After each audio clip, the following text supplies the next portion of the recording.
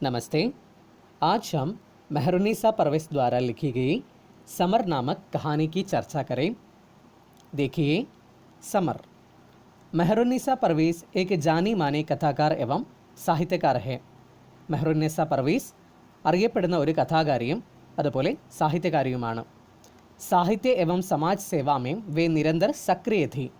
സാഹിത്യത്തിലും അതുപോലെ സാമൂഹിക സേവനങ്ങളിലും അവർ നിരന്തരം സജീവമായിരുന്നു। समर इनकी प्रशस्त कहानी है। समर इवरुडे प्रशस्तमाय कथयाണ്। मेरे बेटे समर का देहांत हुए अब लगभग 2 महीने हो गए। എൻ്റെ മകൻ സമർ മരിച്ചിട്ട് ഇപ്പോൾ ഏകദേശം 2 മാസമായി। पास के सब घरों से दीपावली की पटाखों की तेज आवाज़ सुनाई देती है। അടുത്തുള്ള വീടുകളിൽ നിന്നെല്ലാം ദീപാവലിയുടെ പടക്കത്തിൻ്റെ നല്ല ശബ്ദം കേൾക്കുന്നുണ്ട്। सारे घर रंग बिरंगी रोशनी से सजे थे। എല്ലാ വീടുകളും പല നിറത്തിലുള്ള ലൈറ്റ് കൊണ്ട് അലങ്കരിച്ചിരിക്കുകയായിരുന്നു। लेकिन एक प्रकार के अंधेरे की कालिमा हमारे घर में छाई थी। എന്നാൽ ഒരു തരത്തിലുള്ള കറുത്ത ഇരുട്ട് ഞങ്ങളുടെ വീട്ടിൽ പരന്നിരുന്നു।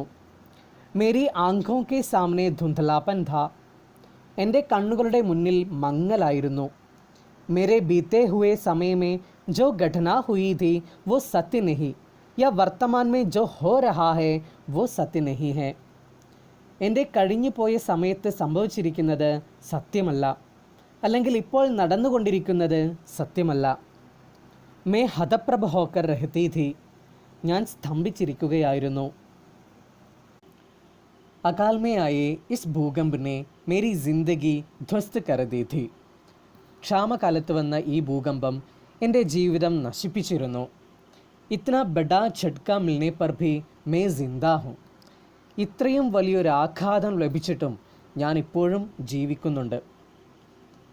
24 अगस्त में मेरे बेटे की मृत्यु हुई। ഓഗസ്റ്റ് 24-ന് എൻ്റെ മകൻ മരിച്ചു। और 28 अगस्त उसका जन्मदिन था। പിന്നെ ഓഗസ്റ്റ് 28-ന് എൻ്റെ മകൻ്റെ ജന്മദിനവുമായിരുന്നു। हर जन्मदिन के अवसर पर वो आकर मेरे पैर छुएगा। എല്ലാ ജന്മദിനത്തിലും അവൻ വന്നിട്ട് എൻ്റെ കാൽപാദം തൊടും। और मैं उसे लंबी आयु की आशीर्वाद भी देती थी। എന്നിട്ട് ഞാൻ അവനെ ദീർഘായുസ്സോടെ ഇരിക്കാൻ അനുഗ്രഹിക്കുകയും ചെയ്യും। बिना बेटे के जन्मदिन सोचकर मैं बहुत दुखी थी। മകനില്ലാത്ത ജന്മദിനം ആലോചിച്ചിട്ട് ഞാൻ വളരെ വിഷമിച്ചിരുന്നു। मेरी आंखों के सामने से बेटा इतनी छोटी अवस्था में चला गया। എൻ്റെ കണ്ണുകൾക്ക് മുമ്പിൽ നിന്ന് എൻ്റെ മകൻ ഇത്രയും ചെറിയ പ്രായത്തിൽ എന്നെ വിട്ടുപോയി। संसार पहले जैसे ही था। ലോകം ആദ്യമുള്ള പോലെ തന്നെയായിരുന്നു। लेकिन मेरे पैर जैसे पत्थर के हो गए थे। എന്നാൽ എൻ്റെ കാല് കല്ല് പോലെയായി മാറിയിരുന്നു। ഉടുത്തേ नहीं थे, എഴുന്നേൽക്കാൻ കഴിഞ്ഞിരുന്നില്ല। बेटे के बिना अब मुझसे एक कदम चला नहीं जाता। മകനില്ലാതെ ഇപ്പോൾ എനിക്ക് ഒരു ചുവട് വയ്ക്കാൻ പോലും ആകുന്നില്ല। नहीं, ഇല്ല।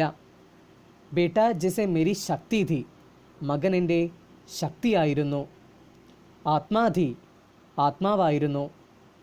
वो मेरे पंख था, അവൻ എൻ്റെ ചിറകുകളായിരുന്നു। किसी ने मेरे पंखों को काट डाला। ആരോ എൻ്റെ ചിറകുകളെ മുറിച്ചു കളഞ്ഞു।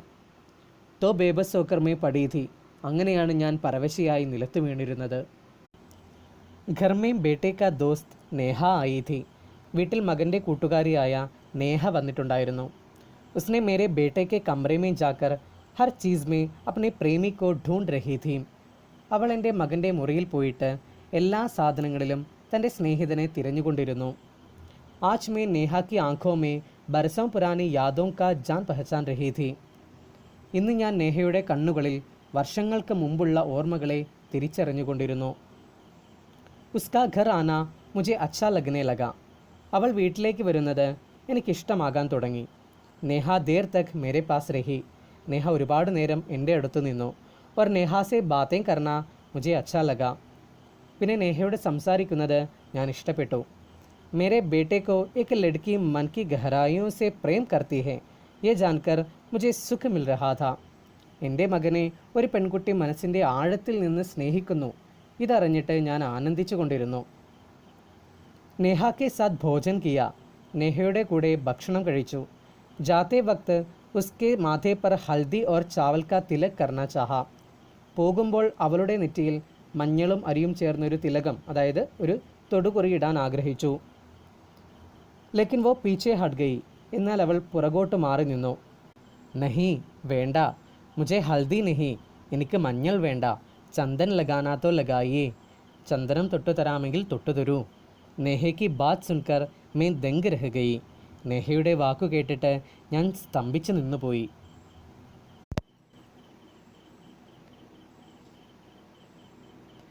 മേരി ആँखों से ആസു പൂരെ വേഗ് സെ ബാഹർ ബഹ രഹേ ഥേ. എൻ്റെ കണ്ണുകളിൽ നിന്നും മുഴുവൻ കണ്ണുനീരും വേഗത്തിൽ പുറത്തേക്ക് ഒഴുകിക്കൊണ്ടിരുന്നു. മേരെ ജീവൻ കി ഉസ് കഹാനി കാ അന്ത് ഹോ ഗയാ ഥാ ജോ മേരെ ജന്മ സെ ശുരു ഹുയി ഥി. എൻ്റെ ജീവിതത്തിലെ ആ കഥ അവസാനിച്ചു പോയിട്ടുണ്ടായിരുന്നു, എന്നാൽ അത് എൻ്റെ ജന്മം കൊണ്ട് തന്നെ തുടങ്ങുകയായിരുന്നു.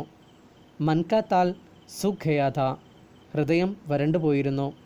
മൃത്യുക്കോ ഇത്തിനെ നികട്ട് ദേഖ് കർ മേരെ ഭീതർ സൻസാർ ത്യാഗനെ കി ഇച്ഛ ജോർ പക്കനെ ലഗി ഥി. മരണത്തെ ഇത്രയും അടുത്തു കണ്ടിട്ട് എൻ്റെ മനസ്സിൽ ഈ ലോകം ത്യജിക്കാനുള്ള ആഗ്രഹം തീവ്രമായി പിടിച്ചിരുന്നു. അബ് മേ ഉഡ്തി ക്യോ നഹി. ഇപ്പോൾ ഞാൻ എഴുന്നേൽക്കാത്തത് എന്തുകൊണ്ടാണ്? ലൗട്തി ക്യോ നഹി, തിരിച്ചു പോകാത്തത് എന്തുകൊണ്ടാണ്? സബ് ലോഗ് കഹത്തെ ഹേ, എല്ലാവരും പറയുന്നുണ്ട്. അബ് ബേട്ട കഭി ലൗട്ട് കർ നഹി ആയേഗ, മകനിപ്പോൾ ഒരിക്കലും തിരിച്ചു വരില്ല എന്ന്. मैंने ज़िंदगी से हार मानकर अपने सारे हथियार नीचे रख दिए. ഞാൻ ജീവിതത്തോട് തോൽവി സമ്മതിച്ചിട്ട് എൻ്റെ എല്ലാ ആയുധങ്ങളും നിലത്തു വെച്ചു. മേരെ ജീവൻ കാ സമർ സമാപ്ത് ഹുവ. എൻ്റെ ജീവിതത്തിലെ യുദ്ധം അവസാനിച്ചു. അബ് നേഹ കെ ജീവൻ കാ സമർ ശുരു ഹോ ഗയാ ഥാ. ഇപ്പോൾ നേഹയുടെ ജീവിതത്തിലെ യുദ്ധം തുടങ്ങിയിരുന്നു. अपने जीवन के समर को नेहा की आंखों में पुनः जीवित होते दिख रही थी. അവൾ തൻ്റെ ജീവിതത്തിലെ യുദ്ധം നേഹയുടെ കണ്ണുകളിലൂടെ വീണ്ടും ജീവിക്കുന്നത് കാണുകയായിരുന്നു. മെഹറുനിസ പർവേസ് എഴുതിയ സമർ എന്ന ഈ കഥയിൽ സമർ മരിച്ചപ്പോഴുള്ള അമ്മയുടെ വിഷമവും കാമുകിയായ നേഹയുടെ വിഷമവും കാണാൻ സാധിക്കുന്നുണ്ട്. നേഹയിലൂടെ അമ്മ വീണ്ടും മകനായ സമറിനെ കാണുന്നുണ്ട്. അതുപോലെ അമ്മ തൻ്റെ ജീവിതത്തിൽ നേരിട്ട യുദ്ധങ്ങളും ഒരു പുനഃസംപ്രേഷണം എന്ന പോലെ നേഹയിലൂടെ കാണുന്നുമുണ്ട്.